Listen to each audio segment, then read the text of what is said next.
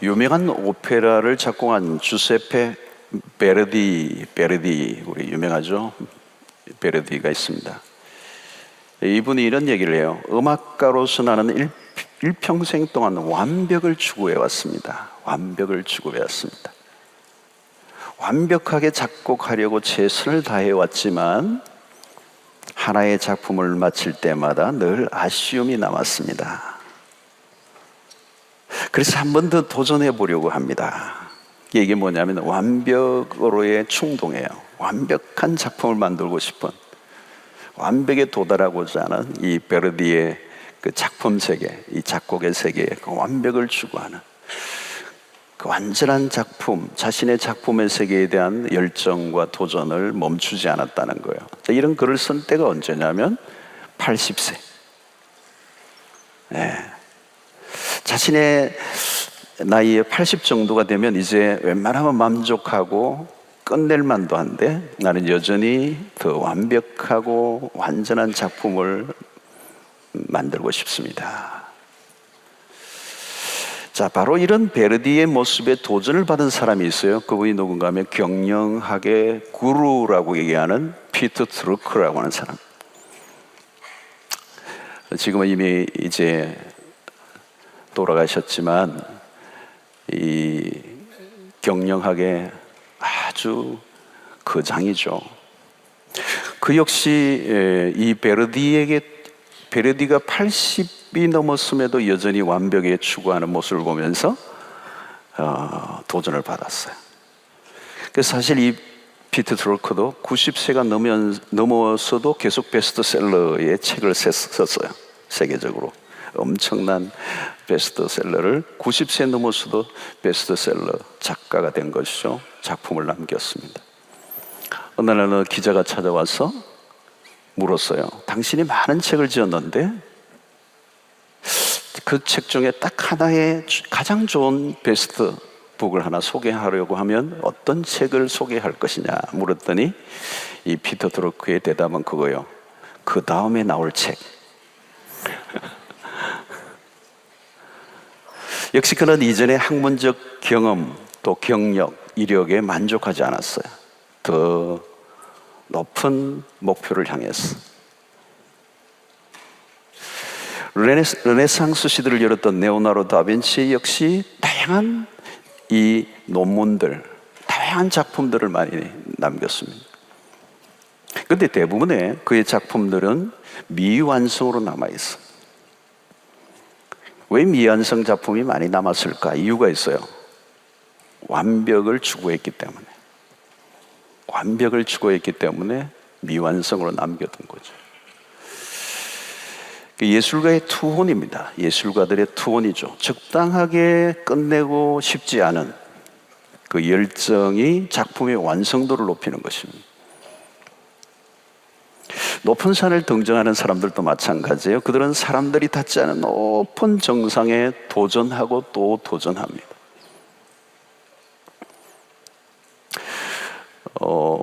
한라산을 등정을 한번 한 적이 있는데 작년에 와우, 나는 한라산이 멀리서 보니까 낮아 보이더라고요. 그래서 만만하게 봤죠. 그래서 운동화 신고 대충 해서 갔는데 높아요.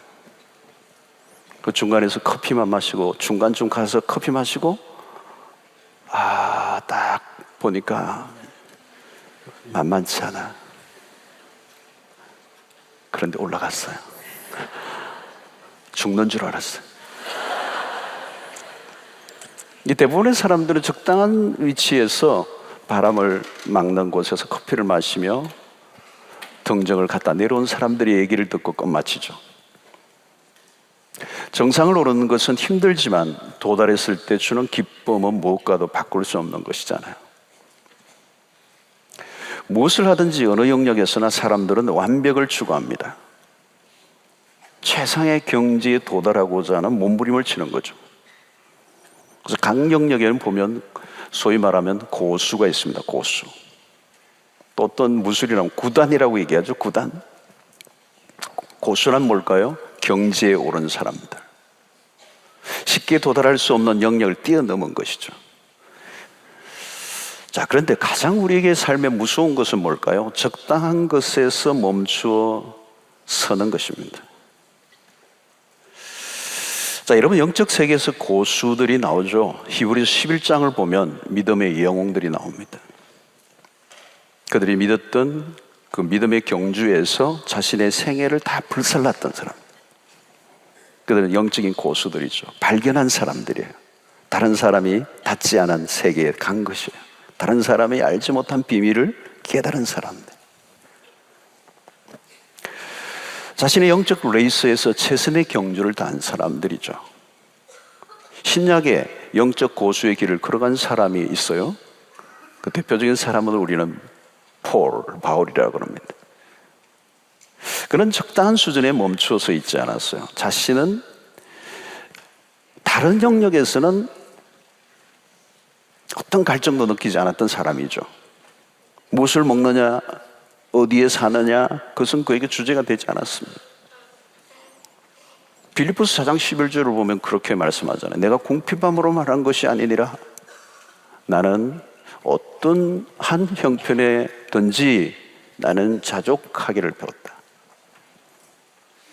그러니까 생활에 관련한, 내 신변에 관련한 것들에 대해서는 난 더 이상 갈증이 없음. 만족한다는 거, 자족한다는 거. 더 이상 나는 이 세상의 어떤 신변, 생활, 삶의 어떤 생존의 문제에 대해서는 난 그런 것이 내 삶의 어떤 것도 나에게 궁핍함을 느끼지 않는다. 더 바랄 게 없다. 난 그 어떤 조건에 대해서도 나는 만족한다. 아니, 세상적인 어떤 것들에 대해서는 난 더 이상 어떤 목표도 없다. 그러나 난 자족하지 못하는 게 하나 있다. 그게 바로 영적인 세계예요. 오늘 12절에 내가 이미 얻었다 함도 아니요 온전히 이루었다 함도 아니라 오직 내가 그리스도 예수께 잡힌 바 된 그것을 잡으려고 달려가노라. 바울은 영적으로 추구하는 목표에 있어서는 절대 만족하지 않았어요. 우리는 거꾸로 할 때가 있어요. 내가 이미 얻었다 함도 아니다. 아직 얻지 못했다는 얘기죠. 온전히 이루었다 함도 아니라는 것은 아직 이루어지지 않았다는 것. 여러분, 신앙에 있어서 경계해야 되는 것이 바로 이거예요. 적당주의예요. 영적인 적당주의. 적당하게 신앙생활을 하는 거죠. 영적인 세계의 목표가 분명하지 않은 거예요. 그런 영적인 분명한 목표를 갖고 있지 않으면 어때요? 영적인 나태함이 찾아올 수밖에 없습니다. 영적인 답보 상태에 빠지는 거예요. 영적으로 몸이 건조한 밋밋한 생활을 하는 거죠. 자, 오늘 많은 그리스도인들이 신앙의 적당주의에 빠져 있습니다. 여러분, 적당한 신앙생활에는 없습니다. 신앙의 적당주의는 매우 위험해요. 자, 적당주의는 어떤 것일까요? 적당한 신앙생활, 그것은 흔히 얘기하는 규격화된 신앙생활을 말하는 것입니다. 의무적인 신앙생활에 스스로 만족하는 것을 말하는 거예요. 주일 예배를 참석합니다. 헌금도 꼬박꼬박 해요. 나는 그런 대로 하고 있다고 자의를 하는 것이죠. 자신의 신앙에서 어떤 문제점도 발견하지 못합니다. 이런 단계에서 일어나는 증상이 무엇인가 하면 신앙의 세계에 질문이 없어요. 그냥 하고 있을 뿐입니다. 행동은 있지만 실제로 마음은 식어 있는 것이죠. 자신의 신앙의, 현재의 신앙에 대해서 어떤 이의를 제기하지 않습니다. 의무를 실행하고 있는 것으로만 만족하는 것. 나 교회 다니잖아. 철학까지 다니는데? 나 봉사도 하고 있어. 여러분, 신앙생활에 대한 갈등이 전혀 없는 게 문제예요. 나 이대로 좋은가? 나 신앙 이대로 괜찮은가? 이런 건강한 신앙인들은 자신의 영적 상태를 종종 점검을 합니다. 그리고 위기의식을 느끼죠. 여러분, 삶에서도 마찬가지입니다. 실패한 사람들을 만나보면 특징이 있어요. 위기의 순간에 위기를 인식하지 못하는 거죠. 그래서 갑자기 위급한 상황에 부딪히면 속수무책이 되는 것입니다. 이미 위기는, 그리고 그 전조는 있어 왔는데 그 위기의식을 전혀 느끼지 못하는 거예요. 자신 안에 있는 문제가 무엇인지를 전혀 인식하지 못하고 그냥 가다가 어느 날 위기를 만나는. 여러분, 신앙생활에 마주치게 되는 주적이 하나 있습니다. 그 적은 뭐냐면 다른 것에 있는 것이 우리 안에 있어요. 적당주의예요. 여러분, 이 신앙의 적당주의가 찾아오면 더 이상 성장할 수가 없습니다. 스스로 일찍 위안을 하고 적당한 수준에서 교회를 오고 가는 거죠. 여러분들은 어떻습니까? 지금 하고 있는 신앙생활에 문제가 없습니까? 많은 신자들은 자신의 신앙에 어떤 문제의식을 느끼지 못해요. 난 주일 성수를 잘하고 있어. 난 11조 생활도 해. 나는 주일날 봉사도 몇 년째 하고 있어. 큐티도 하고 있어. 새벽기도에 참여하고 있어. 또 어떤 사람은 비교합니다. 나는 다른 사람에 비해서 열심인 것 같습니다. 누구누구에 비하면 나는 아주 양호한 편입니다. 여러분, 오늘 우리의 신앙의 기준이 외적인 것에 기울어져 있습니다. 외적인 조건은 문제가 없죠. 그러나 알고 보면 신앙의 허구에 빠져 있다는 거예요. 여러분, 태권도 도장에 다니는 출석이 중요하지 않죠, 그죠? 도장에 다니는 것은 매일 사범 눈치를 살살 보면서 도장에 찍고 왔다 갔다 하는 것으로는 안 되는 거죠. 무술을 실제로 익혀야죠. 익혀서 급수가 올라가고 단수를 올려야죠, 그죠? 세월만큼의 실력을 갖추는 작업이 중요하다는 거예요. 그래서 실력이 어느 날 그 실력을 닦았을 때 벽돌을 깨므로 그 실력이 증명되는 거야 돼. 근데 그 벽돌을 깨야 하는데 자꾸 나는 안 깨고 깨야 되는 시간에 나 20년 다닌 사람이 야 나를 왜 이래 무시해 그러면 그리고 안 깨는 거예요 자꾸. 그리고 자꾸 슬슬 숨는 거예요. 여러분, 우리가 외적인 신앙으로 만족하고 있는 사람들은 어느 순간에 한 방에 무너져요. 외적인 것에 비해 내적 신앙의 내용이 너무 부실하기 때문에. 여러분, 건물도 날림 공사들을 하다 보면 겉으로는 멋있게 보이죠. 근데 안으로 들어가 보면 부실한 곳이 곳곳에 드러나는 거예요. 평소에는 잘 모르는데 비가 오면 막 물이 떨어지기 시작하고 막 화장실에 물을 내리는데 물이 안 내려가고 창문을 닫았는데 안 막고 바람이 막 들어오고 여기저기서 삐걱삐걱 소리가 나고 바람이 불면 온통 막 그냥 집이 흔들흔들하고 어떻게 되는 거죠? 부실 시공이. 여러분, 우리의 신앙의 세계도 똑같다는 거죠. 신앙을 적당하게 교회를 다니는 것만으로 우리의 신앙이 세워지지 않는다는 거예요. 적당하게 신앙생활하면 어느 날 대가를 지불해야 되는 거예요.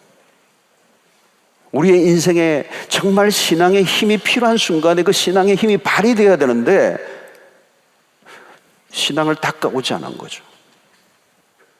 부실하게 신앙생활을 한 거예요. 그러니까 삶에 위기가 오고 어려움이 오면 버텨낼 힘이 없어요.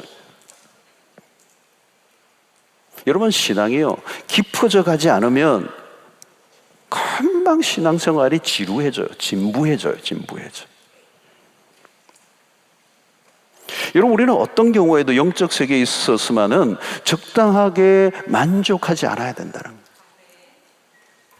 거룩한 열망을 가져야 된다는 거예요. 여러분, 이 디자이어라고 하는 욕망이라는 단어, 이 욕망이라는 단어 자체는 나쁜 것도 좋은 것도 아니에요, 여러분. 하나님 우리에게 욕망을 주셨어요, 여러분. 근데 이 욕망이 어디를 향하느냐가 중요하죠. 육체적으로 그 욕망이 기울면 탐욕이 되는 거잖아요. 그게 우리의 인생을 망치는 거죠. 그릇된 야망이 인생을 추락하게 만듭니다. 그런 욕망은 제거해야 되죠. 그러나 신자는 그것만으로 끝나서는 안 돼요. 영적인 삶에 거룩한 욕망이 일어나야 된다는 거예요. 나 이 정도 수준에 머물고 싶지 않다는 이 갈망, 디자이어, 욕망이 일어나야 된다는 거예요. 여러분, 우리가 질문을 하나 던져야 돼요. 그건 뭐냐면 내가 교회를 얼마나 다녔냐가 아니라 우리의 질문은 이런 거예요. 내가 영적으로 자라가고 있는가라고 하는 질문. 영적으로 자라가고 있는가? 하나님을 더 알아가고 있는가? 하나님을 더 알고자 하고 있다면 얼마나 목이 마른가? 나는 얼마나 더 그리스도를 닮아가고 있는가? 이 얘기예요. 교회를 얼마나 다녔느냐가 아니고 무슨 훈련을 받았느냐, 어디에 참여하고 있느냐, 이 말을 하는 게 아니에요. 신앙의 핵심을 뚫고 가는 질문을 던져야 되죠. 바울은 신앙의 목표가 오직 하나예요. 그 목표는 뭐예요? 바울의 목표, 그 신앙의 정상, 그것은 오직 그리스도였다는 거예요. 오늘 빌립보서 3장 8절을 보면 이래요. 또한 모든 것을 해로 여기면 내 주 그리스도 예수를 아는 지식이 가장 고상하기 때문이라. 내가 그를 위하여 모든 것을 잃어버리고 배설물로 여기면 그리스도를 얻고. 그런 모든 것을 해로 여겼다고 했습니다. 그 이유는 그리스도를 아는 지식이 가장 고상하기 때문에.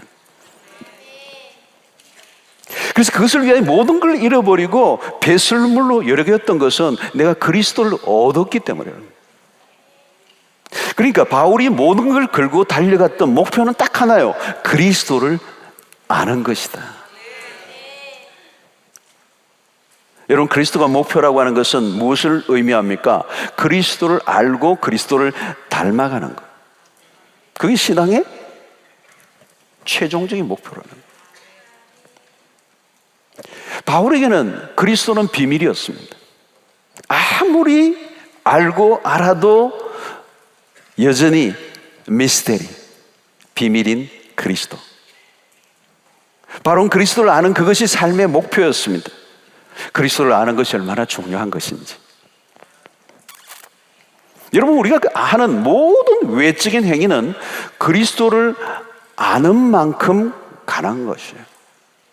우리는 뭔가를 헌신하기를 원하고 어떤 헌신을 하느냐가 생각하지만 그 헌신은 결국은 어디로부터 나오느냐는 거예요. 그리스도를 아는 만큼. 헌신의 깊이는 어디까지 올까요? 그리스도를 아는 만큼 헌신의 깊이도 들어가는 거예요. 내가 아무리 열심히 하려고 해서 열심히 나오는 것이 아니고 그리스도를 알 때 아는 만큼 자연스럽게 그리스도를 위해 사는 삶이 나오는 것이죠.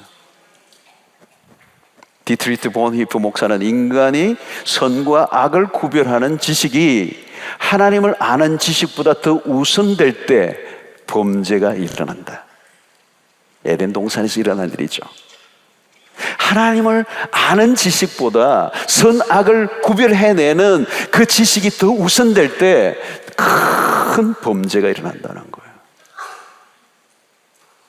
하나님은 하나님의 선악을 알게 하는 나무의 열매를 먹지 말라고 하신 이유가 거기에 있어요.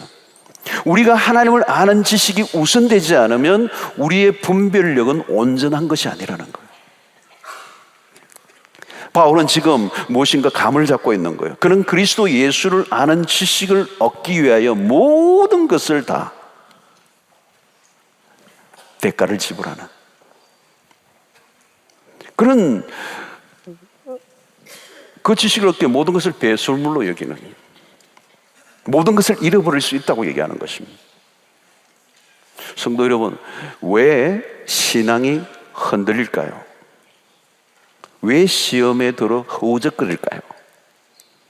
왜 유치한 것들에 걸려 넘어질까요? 아직도 내가 믿고 따르는 그리스도가 누구인지 잘 모르기 때문에요. 성도 여러분, 그리스도는 비밀이에요. 신앙의 세계의 가장 높은 등정입니다. 바울은 지금 그것에 목말라고 있는 거죠. 그리스도를 좀 더 알기를 원합니다. 여러분, 호세아 6장에 3절에 이런 말씀이 있습니다. 그러므로 우리가 여호와를 알자. 그 다음에 뭐가 있어요, 여러분? 힘써 여호와를 알자. 그의 나타나심은 새벽빛 같이 어김없나니 비와 같이 땅을 적시는 늦은 비와 같이 우리에게 임하시리라 하니라. 이 호세아서에서 핵심적인 구절이에요. 여호와를 알자, 힘써 여호와를 알자. 이스라엘 백성들이 타락했던 이유가 뭐냐는 거죠. 이스라엘 백성들이 범죄하고 타락했던 이유는 딱 하나예요. 여호와를 아는 지식이 없었기 때문이라. 하나님에 대한 무지 때문에, 하나님에 대한 무지. 자, 바울은 신앙의 적당주의를 거부하고 있습니다. 3장 14절의 말씀 우리 함께 읽어볼까요? 시작.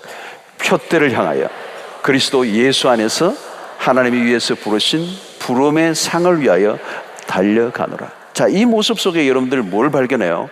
여기에는 적당주의가 없어요. 그 표대를 향하여 위에서 부르신 부름의 상을 향하여 달려간다는 거죠. 적당한 신앙생활은 여러분 언제 옵니까? 자신의 기준이 잘못되어 있을 때, 그리고 기준이 너무 낮을 때. 여러분 스포츠 선수들을 본 적이 있습니까? 자신의 기록과 싸우죠. 쉽게 만족하지 않아요. 바울은 신앙을 다람쥐로 비유를 하죠. 위에서 부르신 부름의 상을 위하여 달려가노라, 달려가노라. 여러분 달려간다는 이 말의 뜻은 뭘까요? 안주하지 않는다는 거예요. 도달해야 될 목표를 바라보고 있습니다. 영적 세계에서만은 끝없는 노력을 기울이고 있는 바울의 모습이에요. 여러분 적당한 신앙생활을 거부하는 사람들은 추구하는 것이 다릅니다. 단순히 주일 예배에 참여하는 것이 아니라 더 높은 목표를 갖고 있는 것. 여러분 예배에 참여하는, 예배의 어떤 주일날 넷부 예배에 참여해서 첫 시간부터 끝까지 찬양하고 예배드리고 말씀을 듣고 하는 것으로 끝나는 게 아니에요. 그 예배를 통하여 그리스도를 더 깊이 알기를 원한다는 거예요. 하나님을 더 깊이 경험하기를 원한다는 거죠. 그 예배가 드려지는 그 횟수가 많아지는 그 연조가 아니라 그 세월을 동안에 하나님을 더 깊이 경험하는 것. 여러분 기도회에 참여하는 것, 내가 열심히 기도하는 것이 우리의 목표가 아니에요. 기도 자체를 통하여 하나님을 더 깊이 알아가는 것.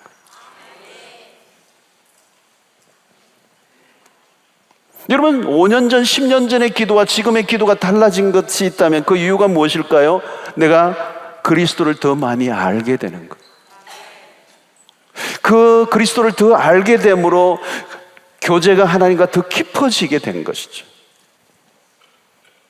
기도에서 10년, 20년 정도 왔다는 하나의 관록이 아니라 그 기도의 깊이에 있어서 고수의 면모가 드러나는 거예요. 여러분 기도라는 게 그런 거 아닙니까? 초보 시절에는 그저 달라고만 기도해요. 그죠? 처음에 우리가 기도할 때 배우는 거는 그런마에서부터 시작하잖아요. 처음에는 그냥 달라 기도만 하잖아요. 그래서 막달라 마리아가 내 이름이 나오잖아요. 내 달라 그래요. 근데 초보를 좀 지나고 나면 구하고 있는 자신의 모습이 보이기 시작해요. 그죠? 그때 뭐가 나옵니까? 회개가 터지는 거예요. 기도를 통하여 하나님을 만날 때 그 하나님에게 비추어진 나 자신의 죄가 보이기 시작하는 거예요. 그 회개가 터지는 겁니다. 구하는 기도에서 멈춰 있지 않아요. 그 구하는 기도를 더 들어가야 되죠. 그러면 구하고 있는 자신의 모습을 보게 되고 회개가 터지고 뭘 하나님이 아무리 주셔도 그것이 복이 되지 않는다는 걸 깨닫는 거죠. 그래서 나는 죄인입니다라고 고백이 나오는 거예요. 회개가 깊어지면 내 안에 무슨 변화가 일어나기 시작하죠? 그러니까 기도의 그 깊이가 결국 내 삶의 변화를 일으키는 거예요. 내가 무엇인가를 구하고 응답받는 것이 아니라 그 기도 속에 내가 변해 가고 있는 모습. 그래서 기도는 욕망을 이루는 수단이 아니고 욕망을 버리는 수단이다. 달라는 것보다 이미 주신 것에 대한 감사가 넘치게 되고 그 기도를 통하여 하나님을 경험하면서 자신이 누구인가를 발견할 때 그때 기도하는 자신의 존재 자체에 그리스도가 꽉 차 계시는 그 존재의 기쁨을, 존재의 포만감을 느끼는. 그래서 저는 새벽에 나와서 기도할 때요, 그 기도하는 자리에 아버지와 하늘과 내가 닿고 있는 그 기도의 그 자리 자체가 존재의 부요함을 누리는 시간이에요. 뭐가 이루어지고 뭐가 역사가 일어나는 그 이전에 그 기도하는 하나님과 나와의 관계 속에서 이미 나는 충만함을 맛보는 거예요. 내가 가진 것 중에 최고가 그리스도라고 하는 것을 발견하는 거예요. 내 안에 그리스도가 계시다라고 하는 이 사실을 확인하는 거예요. 바울은 그래서 무슨 표현을 합니까? 이 빌립보서 뒤에 보면 내게는 모든 것이 있다. 4장 19절에 보면 그런 말씀은 내게는 모든 것이 있다. 뭐가 있어요? 감옥 안에 있는데 지금 빌립보서 감옥 안에 지금 편지를 쓰고 있는데 뭐가 있어요? 아무것도 없는데 내게는 모든 게 있다는 거예요. 그 존재론적인 고백입니다. 존재론적인 고백. 무엇에 눈에 보이는 것들의 싸움이 아니라는 거죠. 바울은 지금 이 빌립보서 3장에서 어떤 표현입니까? 나는 이제 살아도 내가 사는 것이 그리스도니 죽는 것도 유익함이라. 죽는 것 사는 것 그것마저도 다 끝이 난 거예요. 그게 더 이상 내 삶의 주제가 아니라는 것입니다. 여러분, 철야기도의 객은, 산상기도 30년 객은 그게 우리의 핵심이 아니에요. 기도의 횟수나 시간도 중요하지만 기도의 내용이 얼마나 깊어져 가고 있느냐, 그 기도를 통하여 그리스도를 얼마나 깊이 경험하고 있느냐. 여러분, 내가 얼마나 열심히 기도해서 암이 낫는 기적보다 더 놀라운 경험은 그 시간들을 통하여 내가 그리스도를 이전보다 조금 더 많이 알았다면 암이 나음으로 그리스도가 누구인지 모르는 것과 비교가 안 되는 축복이 있는 거예요. 내 삶의 고통의 순간들이 참으로 힘들었지만 그 고통의 순간들을 통하여 내가 그리스도를 더 많이 배우고 알게 되었다면 그 고통은 정말 낭비된 게 아니란 말이죠. 그건 축복이라는 거예요, 축복. 그래서 여러분, 에베소서를 보면 바울이 그의 기도가 얼마나 영적 경지에 도달해 있는 기도인가를 알 수가 있어요.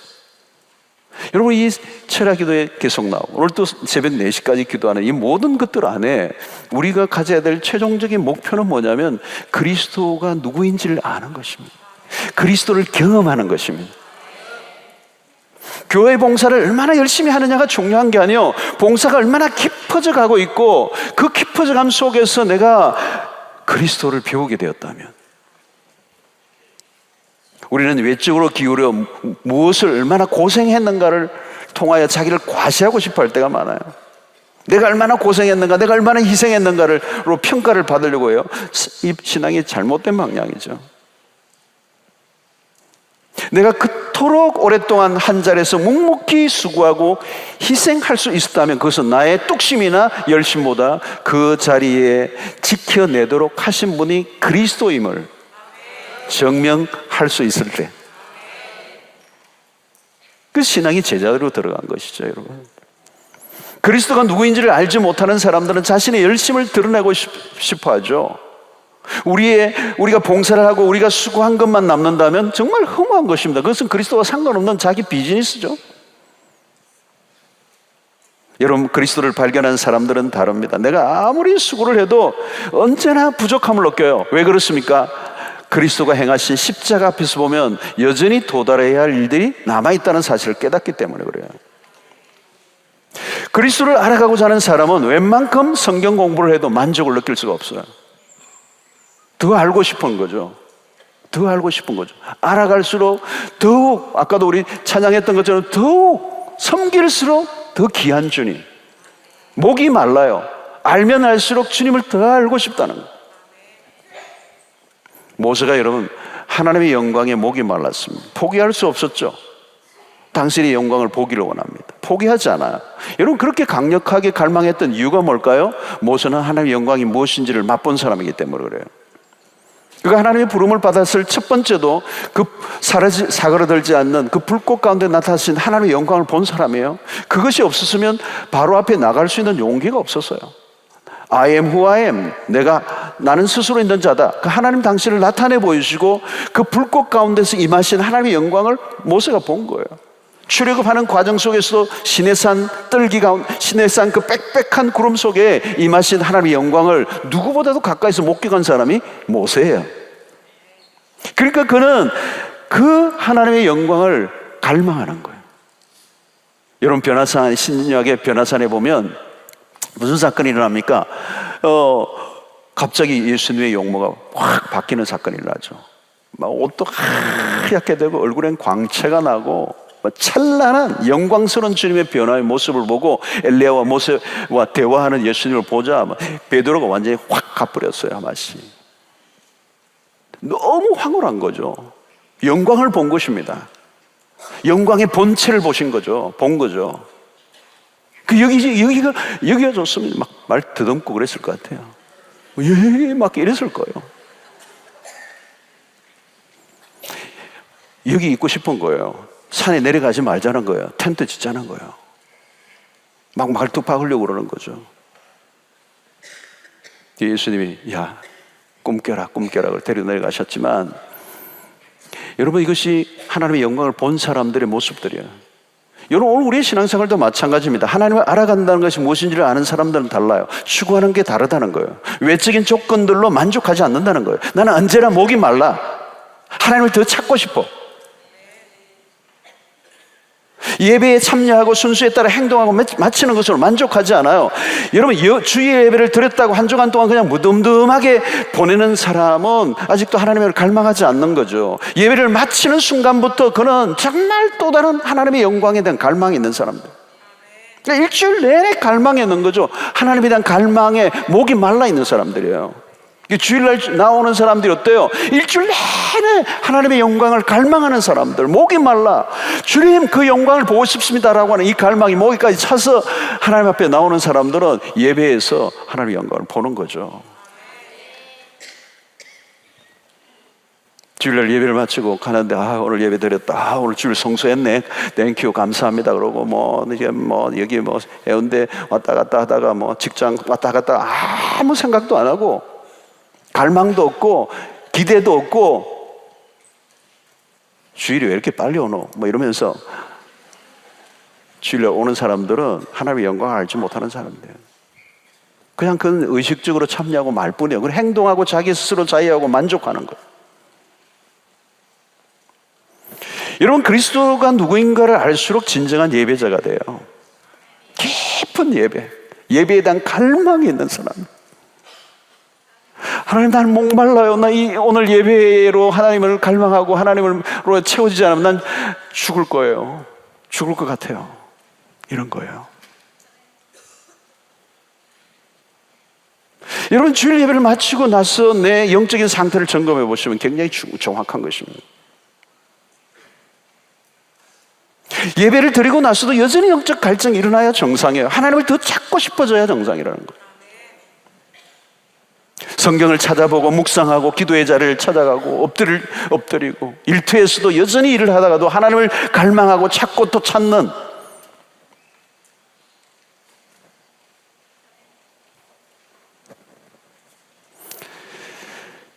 여러분, 우리가 신앙생활을 자칫 잘못하면요 이 신앙에 피로 증후군이 몰려올 수 있어요. 교회 안에서도 희생자 증후군에 빠진 사람들도 많아요. 원인은 뭐냐면 타의에 의한 비자발적 신앙생활을 하면 그런 날이 금방 오게 돼 있어요. 어떤 사람은 화가 나 있는 교인도 있어요. 뭐 이렇게 자꾸 부르느냐고, 밤샘하고 왜 이렇게 피곤하게 하느냐고. 여러분, 그리스도가 누구인지를 바로 알면 그 모든 문제가 해결되죠. 바울을 보십시오. 그리스도를 알기 전에는 헛된 열심을 내며 살았어. 바울이 본문 앞부분에서 열거하고 있는 내용들이에요. 내가 어떤 사람이었는가, 어떤 걸 추구했는가를 바로 이 본문 앞에서 얘기하는 거죠. 나는 난지 8일 만에 할례를 받고, 그렇게부터 시작해서 히브리인 중에 히브리인이요 막 자기 이력을, 과거의 이력들이에요. 자신의 열심으로 도달했던 외적인 조건들, 세상적인 기준들, 그 당시에 종교적인 체제의 기준에 만족하고 도달하고 스스로 만족하고 자랑했던, 여러분 그런 것은 도달하기 쉬워요. 여러분 사람들이 조금만 열심을 내도 교만해지는 이유가 무엇입니까? 그것은 세상적인 기준들이 일어난 거죠. 바울은 이상한 자기의 의와 자기 자랑을 만들어내는데 혼신의 힘을 기울였습니다. 그러나 그리스도를 만난 이후에 모든 게 변했어요. 모든 것들은 부질없는 것들이었다는 거죠. 오직 그리스도가 우리의 목표여야 한다는 거야. 우리가 누군가를 사랑할 때 그리스도 없이 사랑을 하면 한계에 부딪혀요, 여러분. 그래서 대부분의 사랑은 주고 받고 주고 받고 주고 안 주면 한 번 더 주다가 안 줘버리는 사랑이에요. 이 계산을 하고 주는 거예요. 주고 한 번, 받고 한 번. 주고 받고가 끊임없이 팽팽한 계산에 의해서 지금 하고 있는 행위예요. 그 사랑은 자기에게서 나온 열심이죠. 아무리 뜨거운 사랑도 어느 순간 위기를 만난 거예요. 그래서 여러분 부부도 함께 살아가지만 끊임없이 부부가 함께 일평생 모든 걸 공유하고 모든 걸 나누고 사랑하기 때문에 만나고 살아가는데도 끊임없이 부부관계 안에도 뭐가 와요? 주고 받고 주고 받았는데 그 다음에 줬더니 안 줘. 그럼 하는 거예요. 이러기야 뭐 이러면서, 그죠? 그러니까 끊임없이, 그죠? 남편도 나를 너무 사랑하고 다 좋았는데 어느 날 딱 TV 틀어서 드라마를 보는데 와우, 전혀 다른 남편이 나오는 거예요. 벌써 뭐 외모부터 키부터 막 쫙 몸매에 그게 돈까지 많고, 그리고 매너하며, 이 남편은 문제가 있는 거죠. 자기 사는 남편은 이게 아닌 거예요. 기준이 달라지는 거예요. 여러분, 우리가 그리스도를 알기 전에는요, 사랑이 뭔지를 알지 못해요. 그리스도를 알아야 사랑이 뭔지를 알게 돼요. 그래서 바울은 이 기도를 해요.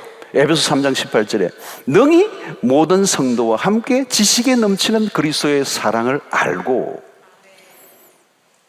이 기도예요. 바울의 기도예요.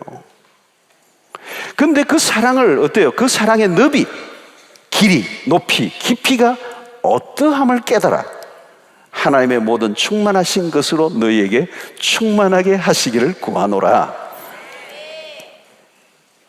이런 사랑의 최고봉에 올라가 보면 거기에는 뭐가 있느냐면 그리스도의 사랑이 있는 거예요. 그 사랑을 알고 나면 우리의 사랑이 얼마나 누추한 것인가를 깨닫게 돼요. 느들느들한 사랑이에요. 질도 떨어지고 수준도 떨어지고 깊이와 높이와 너비와 길이의 차이가 현격한 것이죠. 근데 그리스도의 사랑의 깊이에 들어갈수록 헤아릴 수 없는 어마어마한 풍성함이 있는 거죠. 그 사랑을 경험할 때 모든 갈증이 다 사라져요.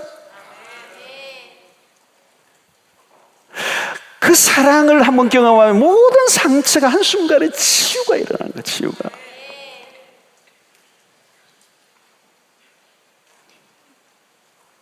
그래서 여러분 자꾸 관계가 자꾸 뒤틀리고, 부부 관계가 뒤틀리고, 친구와의 관계가 자꾸 이상하게 꼬이고 그러면요, 그리스도에게로 가야 되는 거예요. 네, 지금 바닥이 난 거예요. 바닥이 나서 이게 계속 이게 뭔가 갈증이 있는 거죠. 그 갈증은 그 친구에게, 그 남편에게, 아내에게서 채워질 수 있는 게 아니에요. 누구를 통하여? 그리스도를 통하여. 여러분, 누군가 나는 열심히 했는데 박수를 쳐주지 않으면 힘이 쫙 빠집니까? 그건 그리스도에게 도달하지 못했다는 뜻이에요. 그리스도를 발견하면 무슨 얘기가 되나요? 아무도 박수 쳐주지 않아도 상관없어. 상관이 없어. 그래서 오스키니스의 책에, 소명이라는 책에 그거예요. 다 떠나가도 마지막까지 남아서 나에게 박수를 쳐주는 유일한 단 한 명의 청중, 그분이 그리스도이시면 그럼 된 거예요. 할렐루야.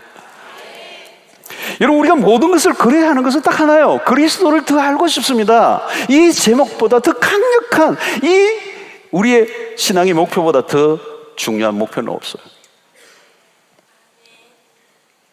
여러분, 왜 신앙이 진부해지느냐? 왜 세월이 조금만 지나면 그냥 밋밋하게 무미건조한 신앙생활을 하느냐? 그냥 지루함이 그냥 온몸에 지루의 영이 더덕더덕 붙는 이유가 뭘까요?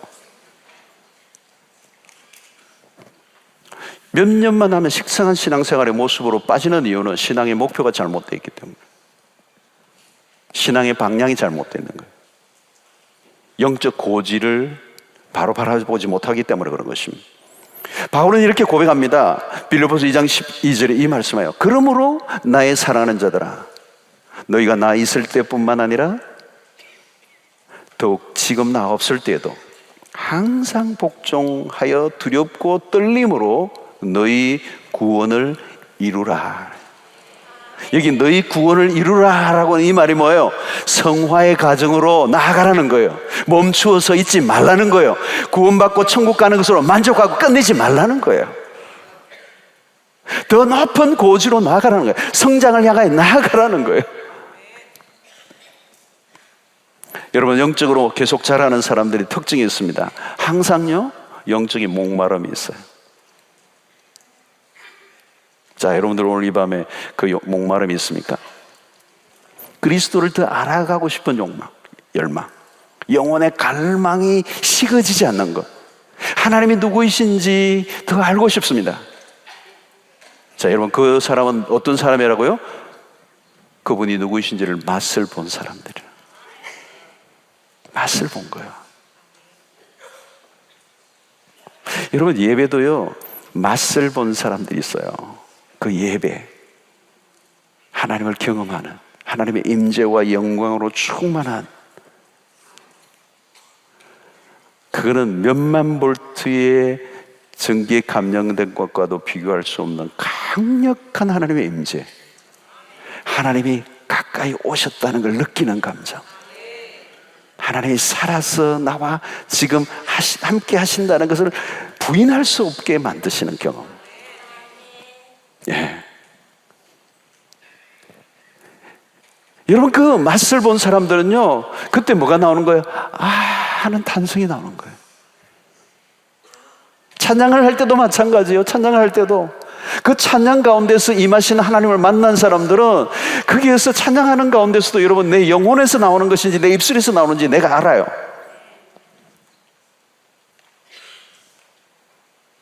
여러분, 그런 맛을 본 사람은 어느 순간에 머물러 있지 않아요. 하나님, 좀 더 경험하기 싶을 원합니다.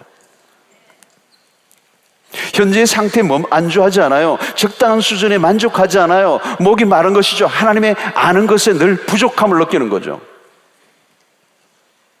세상의 모든 지식을 다 가졌어도 그리스도를 아는 지식이 부족하면 모자란 인생이에요.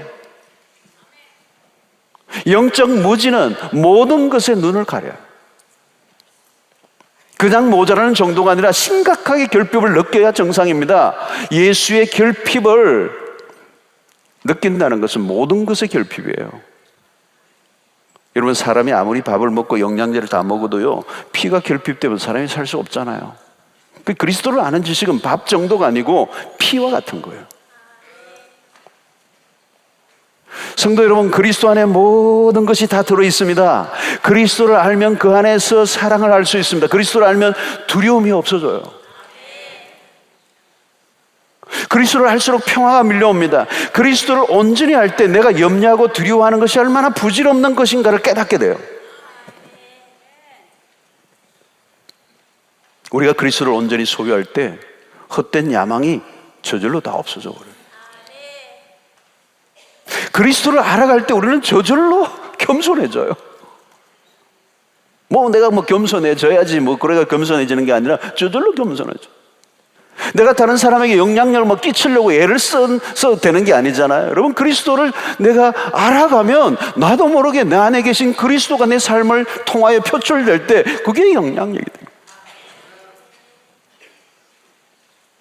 여러분, 이 그리스도를 알아가는 여행은 쉽게 끝날 여행이 아닙니다. 하루아침에 도달할 산이 아니에요. 주님은 높으신 분이십니다. 주님은 산 같아서 도달할 수 없는 높은 산이에요. 바울은 일평생 그 산, 그 등정을 하기를 원했던 거죠. 그리스도를 아는 지식이 가장 고상하고 그것을 얻을 수만 있다면 모든 걸 다 잃어버려도 괜찮은 그 목표를 향하여 달려갔던 거예요. 그래서 여러분, 오스왈드 챔버스가 지은 주님은 나의 최고봉이라고 하는 책, 그 말이 그래요. 주님은 나의 최고봉, 가장 높은 정상이라는 거죠.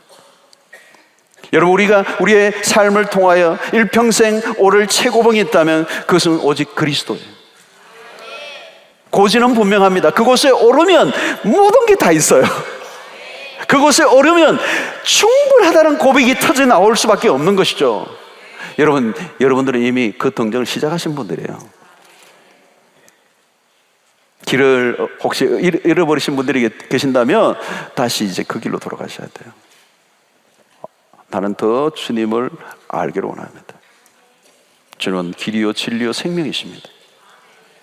주님은 우리의 완전한 만족이십니다. 그리스도가 아닌 어떤 것으로도 우리의 영혼의 갈증을 채울 수 없는 것. 우리가 자랑할 것이 하나 있다면 오직 하나, 그것은 그리스도예요. 주님을 더 알기를 원합니다. 주님을 더 닮기를 원합니다. 신앙의 알파와 오메가예요. 우리의 신앙의 모든 진수가 여기에 있어요. 우리의 모든 몸부림이 여기에 있어야 된다는 거예요. 하나님, 이 사건을 통하여 난 주님을 더 알기를 원합니다. 그 사건이 해결되는 게 중요하지 않아요. 하나님, 나 이 성경을 통하여 난 주님을 더 알기를 원합니다. 백독이 아니고 천독을 해도 그리스도를 알지 못한다면 그 성경을 읽은 건 아무 의미가 없어요. 하나님, 나는 교회에 다녀서 어떤 나의 목표보다 더 중요한 것은 그리스도를 아는 것입니다. 여러분, 그리스도를 알 때 우리는 다른 것에 대한 야망을 다 멈춰야 합니다. 헛된 야망을 쫓지 말아야 되는 거죠. 신앙의 얕은 곳에서 만족하지 말아야 합니다. 신앙의 적당주의 말이에요. 그냥 교회를 다니는 것만으로 만족하지 말라는 거죠. 깊은 데로 가셔야 되는 거예요. 주님이 베드로에게 깊은 데로 가서 그물을 내려라. 나는 이제 신앙의 경지에 도달한 것처럼 착각해서도 안 돼요. 여러분, 교회에서 어떤 직분을 가졌든 상관없어요. 이 클래식 음악을 좋아하는 분들을 보면요, 자기가 좋아하는 음악가의 세계에 대해서 더 알기를 원하고 그 음악가에 대한 막 자료들을 가져 그 책들을 읽고요, 그 작곡가에 대해서 막 심취하고 그 연주자에 대해서 연구를 하고 그 음악 세계에 대해서 막, 그리고 새로운 음반이 나오면 막 너무 흥분하고 요즘은 그런 거 아니에요. 옛날에 LP판 좋아하는 분들 보면 그걸 막 어디 외국에서 수입해 와가지고요, 막 탁 꼽아놓고, 처음 온 거는요, 온 자기 음악 애호가들 불러가지고 막 그 트는 날 막 완전히 막 경건한 의식을 치르는 거예요. 막 두려워 떨며 막 LP판을 털고 막 이러면서 오, 놀라운 음악이야 막 이러는 거죠. 그게 막 돈을 엄청나게 들여요. 막 굉장한 스트레오 해가지고 대단한 분들이 계세요. 여러분, 그 예술의 세계, 음악의 세계 어느 정도 들어가면요, 막 끌어당기는 게 있는 거예요. 그 예술의 힘, 그 음악의 힘이 그 조금 들어가면 막 빠져들어가는 거죠. 그러니까 막 돈을 막 갖다 바치는 거죠. 좀 더 아주 기가 막힌 음을 듣기 위해서, 기가 막힌 그 음악을 듣기 위해서 수 없는 걸 투자해요. 그게 막 미치는 거예요. 막 돈을 막 쏟아붓는 거죠. 여러분, 예수 그리스도는 그런 것과 게임이 안 돼요. 우리를 진짜 미치게 해요. 그분에게 우리가 조금만 더 다가가기를 원한다면 주님은 우리를 훨씬 더 강력하게 당신의 편에서 우리를 끌어당기세요. 어떤 분은 그게 두려워가지고 적당하게 다닐란다. 교회 다니는 사람들 중에 그래요. 그런 얘기 많이 해요. 우리 주변의 사람들이 그러죠. 너 적당하게 다녀야 된다. 빠지지 마라. 교회 다니는 거 허락하겠는데 절대 빠지지 마라. 정신 바짝 차리고 교회 다니라.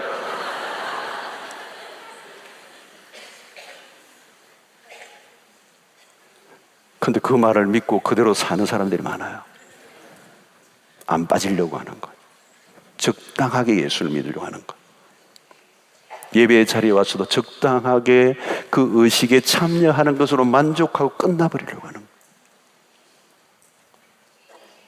저는 예배도요, 와우, 예배의 영광을 많이 경험했어요. 세계 미국에도 많은 예배가 살아있는 교회들을 많이 다녔어요. 와우. 그걸 조금이라도 본 사람은요, 만족이 안 되는 거예요. 하나님, 좀 더 예배의 영광 안에 빠지기를 원합니다.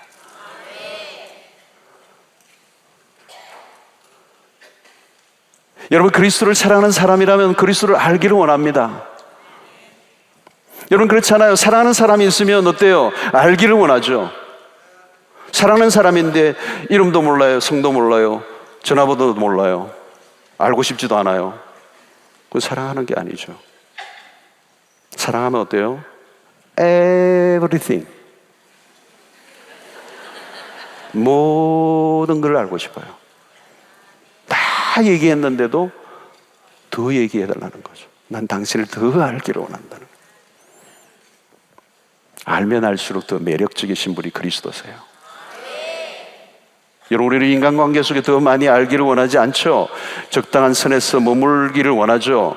더 오지 말라는 거죠. 심지어는 부부의 관계 속에서도 이 선에서 우리가 하자는 거죠. 더 이상 오지 말라는 거예요. 당신의 영역과 나의 영역이 있다는 거예요. 내 통장 손대지 말라는 거예요. 비밀이 있는 거죠. 그게 진정한 펠로십이 없는 것이죠. 그 관계는 거기서 끝나는 것입니다. 하나님과 우리의 관계가 그렇게 되기를 원치 않으세요. 사랑하는 아들아, 너는 예수를 믿는다는데 왜 나에게 관심이 없냐? 너는 예수를 따른다는데 왜 나에게 관심이 없고 나에 관련된 주변의 것들에 그렇게 관심이 많냐?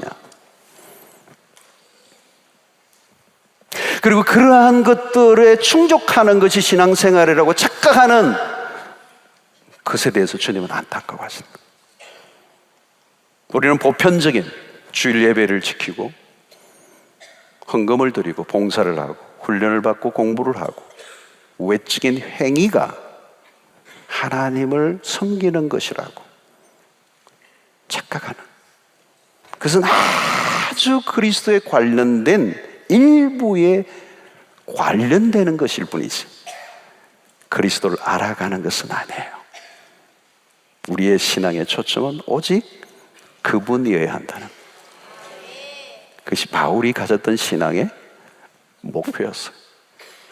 그리고 우리가 그리스도를 알면 알수록 그 알아감의 깊이에서 흘러나오는 부산물들이 헌신이기도 하고 선교이기도 하고 전도이기도 하고 우리의 외적인 봉사와 이웃을 섬기는 것이죠. 그것은 그리스도를 안 알아가면 갈수록 그 깊이에서 나오는 부산물일 뿐. 만약에 우리가 그리스도를 온전히 알지 못한다면 우리는 우리가 하고 있는 그 어떤 일도 그리스도와 상관없는 일이 될 거죠. 나의 만족을 위한 도구일 뿐이에요. 아무리 위대한 일을 했다 할지라도 그것은 하나님과 상관없는 일이에요. 여러분, 가장 위대한 일이 뭔지 아세요? 그리스도와 깊이 연결될 때 우리가 무엇을 먹든지 그것은 위대한 일이 될 수 있어요. 무엇을 하든지 그게 위대한 일이 될 수 있어요. 사랑하는 성도 여러분, 주 그리스도를 나는 이전보다 더 많이 알아가고 있습니까? 더 많이 깊이 경험하고 있습니까? 그분을 알아가면 알아갈수록 흥분되고 가슴이 뛰는 거예요. 늘 설레는 신앙생활을 하는 것입니다. 이제 10년밖에 신앙생활을 안 했음에도 불구하고 여전히 나는 이 세상의 모든 신앙의 전부를 안 것처럼, 그리스도를 다 알아버린 사람처럼 얄팍한 물가에서 그저 자족하고 있다면 이제 오늘 우리의 기도 제목은 달라져야 돼요. 그리스도를 더 알기를 원합니다. 그 그리스도를 알아갈 때 우리는 모든 것을 포기할 수도 있고요, 그리스도를 아는 만큼 우리는 예배의 영광 안으로 들어갈 수 있고, 그리스도를 아는 만큼 우리는 겸손해질 수 있고, 그리스도를 아는 만큼 주님을 위해서 아름답게 살아갈 수 있어요. 그리스도를 안다면 우리는 어떤 염려와 근심에도 시달릴 이유가 없어요.